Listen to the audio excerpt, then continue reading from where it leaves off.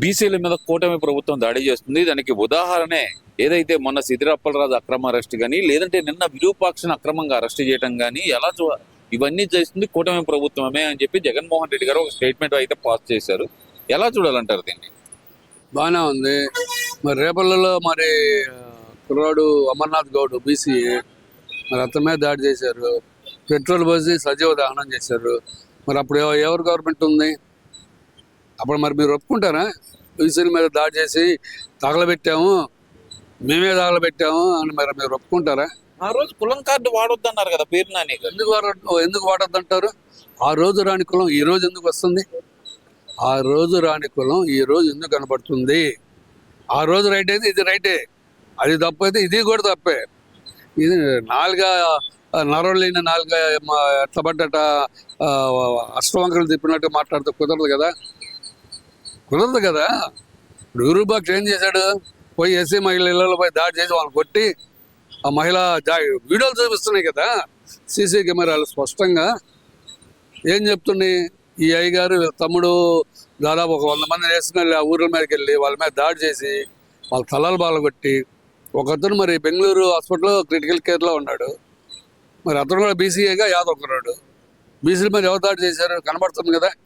మరి ఒక దళిత మహిళ ఇంట్లోకి వెళ్ళి దళిత మహిళ భర్తను గుళ్ళ కొట్టి ఆ జాకెట్లో చేపెట్టి లాగి విస్తరణ చేస్తుంది ఎవరు? కనబడుతుందిగా. సీసీ కెమెరాలు ఎంత క్లియర్గా కనబడుతుంటే ఇంకా బీసీల మీద దాడి, కూటమి ప్రభుత్వం, చంద్రబాబు నాయుడు, ఈ డాల్డా కబుర్లు ఎందుకు మిస్టర్ జగన్మోహన్ రెడ్డి? వాస్తవాలు మాట్లాడుకో. ఎన్ని చెప్పినా నిజంగా జరిగినా సరే, నువ్వు చెప్పినా, నీ పేపర్ ప్రకటించినా, నీ సాక్షి ఛానల్ చెప్పినా సరే ప్రజలు నమ్మే పరిస్థితుల్లో లేరు. ఇది ఎట్టుందంటే నానప్పుల ఆటలా తయారైంది. నువ్వు ఏం చెప్పినా సరే నమ్మని పరిస్థితి ఏర్పడింది. ఆ క్రెడిబిలిటీ నువ్వు బాగొట్టుకున్నావు. ఇక నువ్వు ఎన్ని చెప్పినా జనం నమ్మరు. దొర నిన్ను నమ్ము అనే పరిస్థితికి ఆంధ్రప్రదేశ్ వచ్చింది. ఎందుకని అంటారు? ఆయన మాట మీద క్రెడిబిలిటీ పోవడానికి ప్రధాన కారణం ఏమనుకోవచ్చు అంటారు అసలు? ఏది ఇప్పుడు తెనాలి ఉంది, ఆ గజ్జా బ్యాచ్ పోలీసులు అరెస్ట్ చేశారు. వాళ్ళని పరామర్శించడానికి వెళ్ళావు. తర్వాత సాయికృష్ణ అన్నావు, తర్వాత సిద్దిరి అప్పలరాజు అన్నావు. నిజంగా సరే సిద్దిరి అప్పలరాజుని పరామర్శించడానికి నువ్వు వెళ్తున్నావు కదా. జైలు మాన్యువల్ ఏందో నీకు బాగా తెలుసుగా. 16 నెలలు జైల్లో ఉండొచ్చావు కదా. 5 గంటల్లో వెళ్ళాలి కదా. నువ్వు చేసిన యాత్ర ఏంటి అది కరెక్ట్ అండి? జనాల అభిమానంతో వచ్చారు. మరి జన సందర్భమే. మరి ఒక మహిళా ఎస్ఐని చుట్టుముట్టి ఆమెను ఆ రకంగా హెరాస్మెంట్ చేశారే, అది కరెక్టా? మరి ఆమె కూడా ఒక బీసీ సోదరే కదా. అది కాదు, వాళ్ళు ఏం చెబుతున్నారు? ఆమెకు హెల్త్ బాగాలేదు, పక్కకు తీసుకెళ్ళామని చెబుతున్నారండి. ఎవరు చెబుతారు? ఈ బొంబాయి గౌరులో పోయి వాడున్నాడు చూడు, వాడి పేరేంటి, కేఎస్ఆర్ వాడుగో, లేకపోతే ఇంకోటి ఉన్నాడు వాడి పేరు కేఎస్ ప్రసాద్. అసలు వాళ్ళు చెప్పుకోమను. జనాలు చదివితే ఎట్లాగా? నీకు గూగుల్ చూపిస్తుంది, సీసీ కెమెరాలు చూపిస్తున్నాయి. ఇన్ని రకాలుగా జనాలకి స్పష్టంగా అర్థమవుతున్నా కూడా ఇంకా నేను హరిశ్చంద్రుడికి వారసుడిని, నవయుగ హరిశ్చంద్రుడు అంటే ఎట్లా చెప్పు? ఆయన మరి అంటున్నాడు కదా, చిన్న పిల్లాడు, 18 ఏళ్ల పిల్లాడు గుద్దాడు, యాక్సిడెంట్లు జరగకుండా వయసు అయిపోయింది అతనికి, 40-45 సంవత్సరాలు వచ్చింది, వయసు అయిపోయింది, చనిపోయాడు, ఏం చేద్దాం అంటున్నాడు. మరి ఇప్పుడు ఈయన గారి వయసు అంతా మరి ఇది ఈ కేసు కూడా అవుట్డేట్ కేసేనా? అరే ఆయన యంగ్ డైనమిక్ అంటే అదెంత అవుతుంది? 45 వయసులు కుర్రాడా లేకపోతే 52 వయసులు కుర్రాడా? ఆయన కుర్రాడు. సరే అట్టనే అనుకోమని అట్ట అదే చెప్పను. ఈ పిచ్చ మాటలకేగా 154 నుంచి 11 దిగదారింది.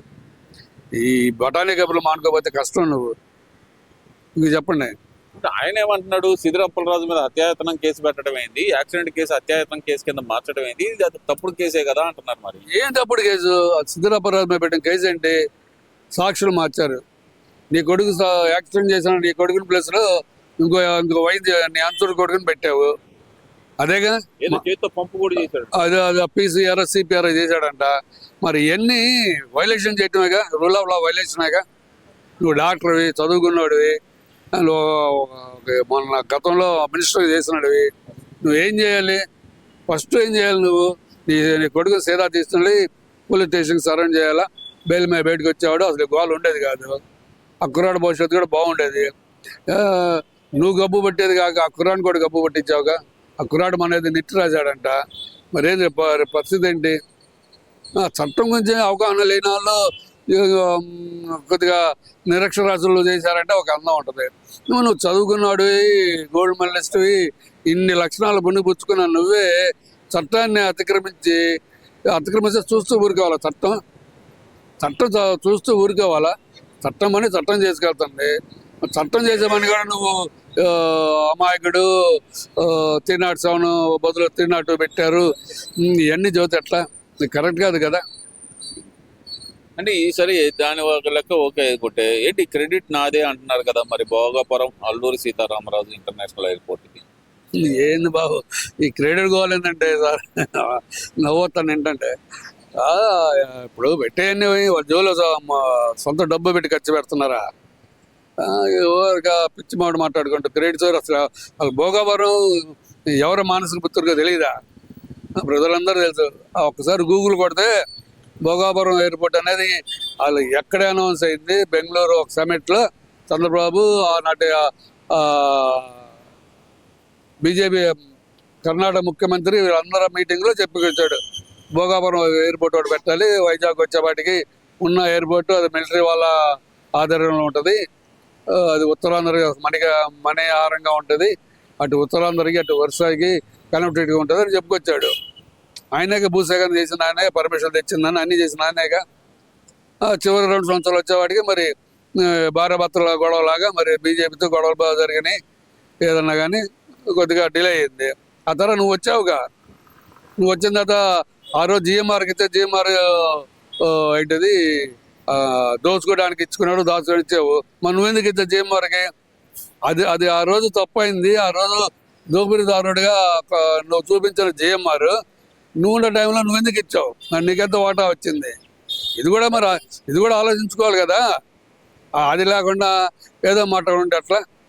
పోలవరం క్రెడిట్ కూడా నాదే అంటున్నాడు. పోలవరం కానీ మీరు భలే చెప్పారు. మా బాబాయ్ గొడవలో నరికిన క్రెడిట్ కూడా నాదే అనలా. ఎయిర్పోర్ట్లో ఒక కోడిగచ్చి శ్రీను, అది ఆ క్రెడిట్ కూడా నాదే అనలా. మరి అవి కూడా క్రెడిట్ తీసుకోమను. అవి కూడా తీసుకుంటే ఇది కూడా నువ్వు తీసుకున్నా ఇబ్బంది లేదు. ఎక్కడ పోలవరం ఎప్పుడుది? అది ఎప్పుడో 1930 చరిత్ర తెలుసుకో జగన్మోహన్ రెడ్డి. నిజాం గవర్నమెంట్లో ఆ రోజు దానికి పునాది రాయి పడింది ఆ రోజు 1930. ఆనాటి నిజాం సర్కారు ఇంజనీర్ల కోసం కట్టే కాటేజీలు కూడా ఉంటాయి అక్కడ. అది అయిపోయింది. తర్వాత ఏమైంది? 78 ఎవరు? టి అంజయ్య, ఇందిరాగాంధీ ప్రధానమంత్రి. ఇందిరా సాగర్ ప్రాజెక్ట్ అనేది పెట్టారు, ఇందిరా పోలవరం ప్రాజెక్ట్ ఏదో పెట్టారు. ఆ రోజు ఒక రాయి వేశారు, అది అయిపోయింది. తర్వాత ఏమైంది? తర్వాత మీ నాయన వచ్చాడు, మహానాయకుడు. వచ్చి ఏం చేశాడు? డ్యామ్, అసలు పోలవరం డ్యాము శంకుస్థాపన లేకుండా కూడెడమ కాలువలు తోకోమన్నాడు, అడ్వాన్స్ మొబిలైజేషన్ అన్నాడు, దాచుకో అన్నాడు. మొత్తం తీసుకెళ్ళి సాక్షి, ఇందిరా టెలివిజన్ అకౌంట్లో పడిపోయినాయి. ఏమైంది? ఆ తర్వాత ఏమైంది? రాష్ట్ర విభజన జరిగింది. 2014 నుంచి పోలవరం కథ బిగినైంది. గవర్నమెంట్ పోయిన నాటికి 2019 నువ్వు వచ్చావు. అప్పటికి 72% దాదాపు అయిపోయింది పోలవరం డ్యామ్ వరకు. నువ్వేం చేసా? స్లివే వర్క్ స్టార్ట్ చేసావా? అదేమన్నా నవ్వుగా దాచుకో అన్నారు, వాళ్ళు పక్కన పడేసావు. మేఘావాణి తీసుకొచ్చావు, రివర్స్ టెండరింగ్ అన్నావు. ఏం చేసావు చివరికి? ఏం చేయలే. అదేమంటే నీ లెగిస్తే మనిషిని కాదంటాడు అనిల్ కుమార్ యాదవ్. ఏంటి బుల్లెట్ ఏదో మా భాష మాట్లాడాడు. ఆ తర్వాత మా జిల్లా ఆయన ఉన్నాడు, పెద్ద ఆయన అంబటి రాంబాబు. వాళ్ళు పోలవరం అంటే నాకే తెలీదు, అసలు ఎవరికి తెలియదు అంటాడు ఆయన. మరి ఇవన్నీ మరి ఎవరి క్రెడిట్ తీసుకోవాలి?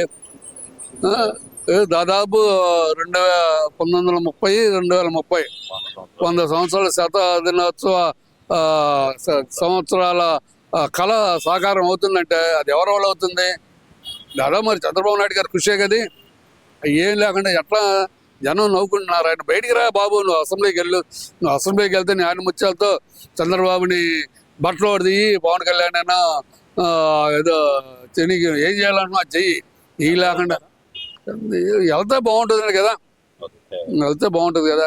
మరి 5 సంవత్సరాలు కాకపోతే జనం కూడా ఒక రకంగా, అందుకే ఇప్పుడు ఆయన ఉన్న ఓటింగ్ పర్సంటేజ్ డౌన్ అవుతుంది. ఏదైనా అసెంబ్లీ పోయి మాట్లాడితే అది కథ వేరు. అది వదిలేసి ఏదో మసాలా వేరుగా ఉంటుంది, ఆ కిక్కే వేరు అంటారు చూడు. ఆ కిక్ లేకుండా ఇంట్లో కూర్చొని నీకు నచ్చిన వాళ్ళు మీడియాను తీసుకొచ్చి వాళ్ళతో మాట్లాడి వాళ్ళు ఏదో ప్రశ్న అయితే బ్యా అంటే వెళ్ళిపోతే ఏం ఉపయోగం ఏముంటుంది? ఈ వీడియో నచ్చితే లైక్ చేయండి. అలాగే మా ఛానల్ ని ఫస్ట్ టైం కనుక చూస్తున్నట్టయితే ఇప్పుడే సబ్స్క్రైబ్ చేసుకుని పక్కనే ఉన్న గంట సింబల్ ని యాక్టివేట్ చేసుకోండి. అప్పుడే మేము పెట్టే ప్రతి వీడియో మీకు నోటిఫికేషన్ గా వస్తుంది. అలాగే ఈ వీడియో పూర్తిగా చూసినందుకు ధన్యవాదాలు.